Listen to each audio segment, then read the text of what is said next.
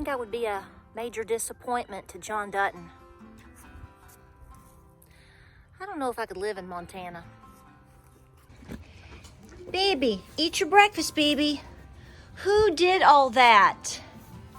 Oh my gosh. Well, at least we know you've been smooth moved and it looks pretty good. I never knew that I would be so obsessed with poop in all of my life. Way to go, girl. Way to go. Hey, beauties. Is it frozen? Hey, stop pecking at me. What are you doing? A little crazy. Hey. Why are you trying to flog me? I don't have on those ugly yellow gloves you hate. That's right, I coordinated. I went... What? I think we need to calm down. Yeah, I got gravy mixed up already at home. At the house. You ever had chicken and gravy? So check it out. Yeah, baby. Pinterest and Instagram. Cutie Tootie meets real barn life. That's right.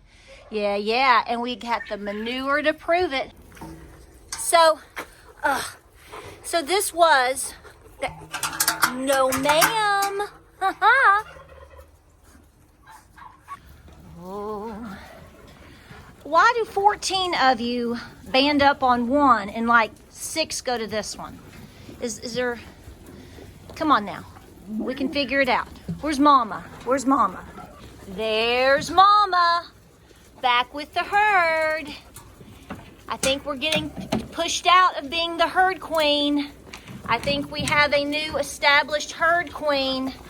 And it's not Enoli, is it? Is it you? Is it you?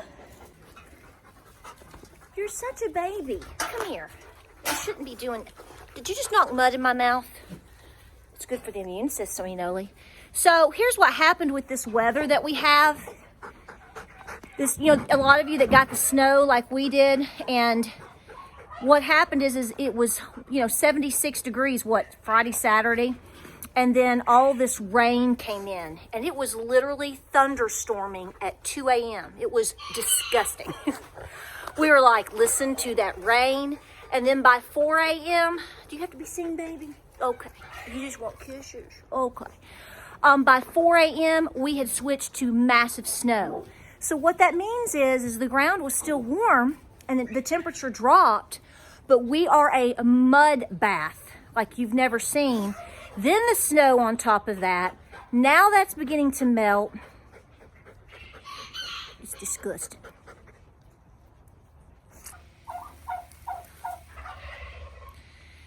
The 2 gray blue slate turkeys, Alice and Phyllis. Can't tell them apart. It's like Alice in Change, Alice Cooper. So we just call them anything. Crazy girls. They are laying eggs though. So maybe come spring, I don't know. I'm not incubating anything currently right now. I'm working on the house. I'm working on the barn, working with the kids. We started homeschooling yesterday. I only got one to homeschool now, and he's pretty doggone smart. So it's not too bad, but we did start yesterday with all this weather. About wore me out. This weather like this, ladies and gentlemen, it worked a full day in this type of weather. I can handle it, but I know how much hard work it is. That's what I'm saying. You people up in like Idaho and stuff like that, and Montana, out in all this stuff, girls and boys really are cowboys. So we've secured some more hay. I thought we had enough for winter. I think we do, but I'm going to try to secure probably another, 40 to 60 bales. And the good thing is it looks to be pretty decent hay, and it's only $4.99 a bale. So we paid $6.99 before fall hit. Yeah. So this is the thing. People talk about feed bills and caring for animals and all the things that go into them and all of that, but they never consider a bill for hay. We were not able to get some round bales, which, I like having some round bales, a couple during the winter because it's convenient, but if they get wet, it's not convenient. They do tend to make a big mess out of it, so it is nice to have I prefer square bales. If I had a huge cattle herd out there, that'd be different. If I was, if Rip was my boss and I got branded and I had to run all those horses and cows and stuff, yeah, that'd be different, you know, but I'm not. So we stick with square bales, but I was able to secure some for $4.99 a piece. But this is what I'm saying. How much is that? If you get 50 bales at basically $5 a piece, that's another cost onto your, you know, feed bill, which is going into what I'm talking about with feeding and taking care of your chickens. I don't use supplemental lighting. Never have. I did when I first got chickens and then we stopped. I actually was more concerned about them being warm, and then I realized I could burn my coop and my house down, so we stopped all that hot mess. That was years ago. Don't be using those heat lamps. You'll burn your coop down. You'll burn your barn down. You don't need, folks, if you've survived 2020 and 2021, the last thing you need to have in your life is a heat lamp in your chicken coop. I wear these gloves, but I can't grab the string. Am I gonna knock this whole thing over? Hang on. Oh. Okay, you gotta push the honky tonk badonkadonk. See, up against, and then you gotta put your shoulder into it, girls, and pull that down. James can like pick it up with his pinky. I'm not so lucky, but that's right. Remember we used to line dance? You know, do the tush push. Half y'all weren't even born yet. Get out of here. Come on. I'm gonna throw right here, guys. Yeah. Tolly, you're gonna get hit in the head. I'll go over your head. Watch out. So see, all of this side right here was stacked with hay all the way. I've already gone through that, eating into this side, and then I have another whole section. So I know we'd make it till probably at least through March. But that's not gonna, I mean, that's a minimum. That's just not gonna be enough. We gotta get more. So that's good news. But here's the deal. So I get a lot of questions right now from all of you guys out there, guys and gals, guys and dolls, about raising chickens. And a lot of you are new at it. That's okay, that's good. I do not use supplemental lighting or heat lamps in any of my coops. Number one, they're dangerous as far as the heat lamps go. I've even bought some that are really, really rated to be really, really good. And I've just got so many birds. You know, I have eight chickens. And so it just doesn't really seem to be fruitful. And again, we get cold, we get snow. There's some tough nights here or there, but we just really make sure we keep as much in there in terms of fresh straw. Now, I don't do the deep bedding method because, again, we're not Montana, we're East Tennessee. So a lot of the time we're hot and muggy and humid. We're kind of hot down here in the South, y'all. Hey. I think you learned about, I knew Clint would teach you to do this. I knew it. Hey, squirrel. Hey, we need to get you fed, okay? Let's get you fed. Let me get your food here. No. Come on, baby. Get over here. Choo. Honey, go be with the goats. No, you're supposed to be over there with the goats. Goats. Oh. So I'm really lucky. None of my rabbit waters froze overnight. I think we only got down to about 30. But this weekend, closer to the weekend, I think it's going to be 17. I won't be as lucky. Hey, Betty. We got lucky, Betty girl. We got lucky. You look good today. Show them what you got, girl. Show them what you got. Woo. Okay, we're going to help the people. Okay, they're asking about what we feed everybody and if I use crazy supplemental lighting on all your girlfriends. And you know I don't do that, right? We go a more natural approach. So what we do, tell them.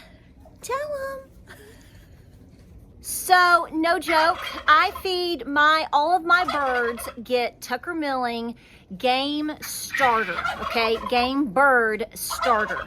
My turkey, my quail, my geese, my ducks, my hens, etc., all get this crumble. It keeps everything consistent. It's my favorite. It works great, and it is a 28% protein. good, isn't it? It's good. So basically what I'm saying to you is, and I have so many videos on this, is I don't try to force lay my hens, okay? I just try to really keep their protein up. If you back off to a 16% crumble or pellet, or even a 22% in the winter months, 22 is better than 16, you're probably going to see a time period in which they're not laying eggs. The reason they don't lay eggs, guys, is because you don't have enough daylight. And that's naturally letting and allowing the hen to rest. Every time you get a bird, they're only going to give you so many eggs in their entire life cycle. And you can Google that and find out exactly how many eggs you're expected to get per year or how long in a cycle, okay? So, you know, if you're getting a lot of eggs, say May through October or whenever your time is, it varies obviously for different hens in different places and whatnot. But my point is, if you kind of back off and let her rest during the winter, common sense would dictate that if she lives and is healthy, she will continue to give you eggs for several more years. Now, you will get them more sporadically as the hen ages. Now, some people, what they do is they have an idea or attitude if they get a flock of hens, even laying hens. Now, some people obviously get meat birds for meat, but what they will do, they will also butcher and put away their laying hens, because their whole attitude is, I'm going to get the hens, I'm going to maximize the egg production for, say, 2 years, whatnot, and then girls go to the freezer. They're in freezer camp, and it's for, like, you know, shredded chicken or whatever. That's what you do. That's your business. That's fine. I'm not going to tell you how to run your homestead, because, you know, you're not going to tell me how to run mine. I have a different attitude about it. I look at it as my girls kind of have a retirement home. And here's why. I run my farm most of the year by selling my eggs, okay? I sell eggs, and so therefore I, you know, sort of developed this really close relationship with my girls. It's a personal thing, personal preference. You can make fun of me if you want. I really don't care. So my point is I love my girls, and I just sort of let them live out. Now, obviously, meat birds, I have a different attitude towards, and some roosters I can have a different attitude towards. So it's all about what your goals are and how you want to run your, you know, your homestead. Now, obviously, because I talk about preparedness a lot, and, you know, we focus on that, I'm not naive, folks. If I have to make a decision at any time to make a decision about an animal for different reasons or to feed myself or my children, it's a no-brainer, okay? But I'm just giving you the basic rundown. I don't force any of my animals to do anything for us. If I got desperate enough to where I had to start making those decisions, then I would. You have to look at what your goals are, what you're doing, also your budget and all of these things. Up until today, this is the attitude and the way that we've done our farm and the way that we go forth, and I don't see it changing anytime soon. So this is a 28% protein. The higher the protein, the more egg production you're going to get. It's not going to blow you out of the water in the winter, but you will still get some eggs. Now, obviously, if you have an elderly geriatric hen, and I have some, I've got girls, guys, I've got chickens that I've had several years, like 6-7 years. And they're even in some of my older videos. And, you know, they give me like 3 eggs a year, but they've been great girls, and they sort of hang out, and, you know, they still provide some manure, and they're no harm. So we let the girls, those golden girls, we let them hang out. So I just want to quickly show you this so you know I'm not making it up. So you can see right here, the crude protein alone is 28%, not 26, not 25, not 18. So that's what you're looking at. So pick and choose what works best for you. But the idea here is upping your protein. Up the protein, girls.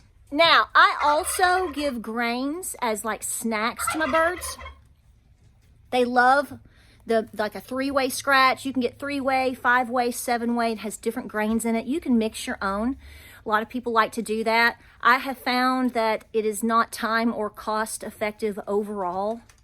It just depends on what you're doing. I mean, I can go through feeds so fast, folks, because, you know, I have 8 chickens. And so therefore, you know, it moves fast. So long story short is I get a basic 3-way. I treat this like a snack, okay? It's giving them some grains, boosting the a little bit of like a heat source for them. I love to give whole corn. I have a video on that if you want to refer to that. I actually like to give whole corn when it's super cold, like late in the afternoon. They'll gobble it up. My birds love whole corn. I have never to this day had an issue with them rejecting it. Maybe I have one in there that doesn't like it, but for the most part, they love it. This is also the 3-way scratch. That's what they call it. I give it to my turkeys, throw it out there. It's a treat, y'all. It's like cheesecake. I also like to give black oiled sunflower seeds. Have videos on that too. You can refer back to them. I'll see if I can link one. I know, guys. I have 1,452 videos. Is that right? Is it 1,352 or 1,452? We have videos on it. So Boss is what you call it for short. Black oiled sunflower seeds. The good thing about this is everybody likes it. The goats get a handful. It's good for their coats. The turkeys gobble it up. The rabbits get a little bit. They'll fight over it. So this is something good to add in. The thing is about higher protein. If you're going to switch your feed, if your girls are laying like mad, say in the summer, late spring, summer, early fall, they're laying like crazy and you have more eggs than you know what to do with. You know, feeding a 16% protein, you never want to go below 16. I want to make sure I've said that. You never want to go below 16. So you may switch to that. It's saving you a little bit of money too, and it helps you not get as many eggs all at once. But then when molt kicks in, which for us, a lot of times we can start molting in August and in September, and you know, feathers are everywhere. You have to start upping that protein. And I'll stick with it through the winter and through whatever's going on. I sort of just judge it, but I always make sure that they're getting Boss.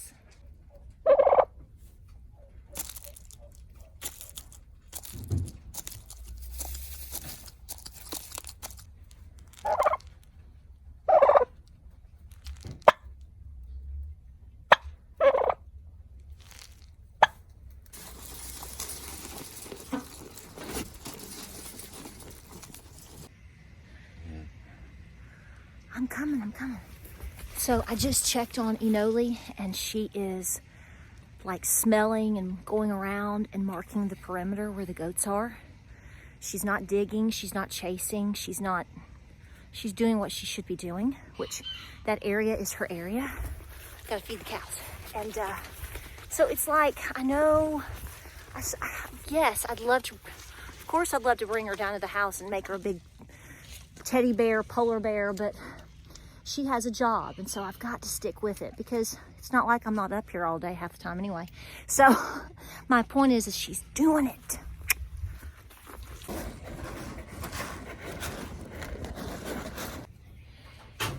Say Enoli ran in the barn and ran into my spot, and I didn't do anything. I just looked at her.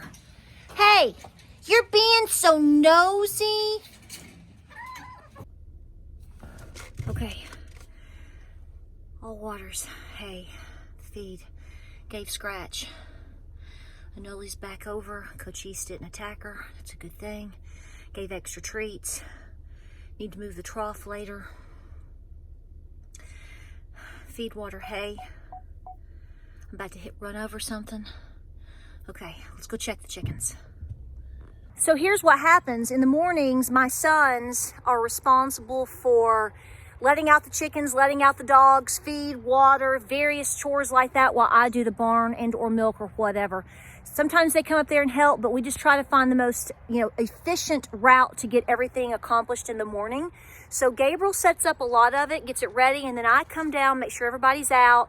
I get the eggs, whatever. So it works really, really well. So let's see what's going on.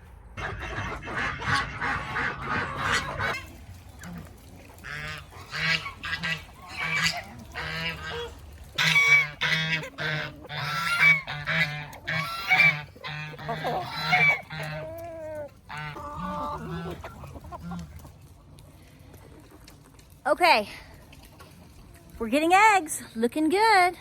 It's picking up. You're pushing past Christmas into January. The days will start to get longer. The girls will get their 13 plus hours soon enough. Up the protein, be patient. Everybody has a choice in how they deal with their homestead and how they manage their animals and whatnot. And this is what we do. It works.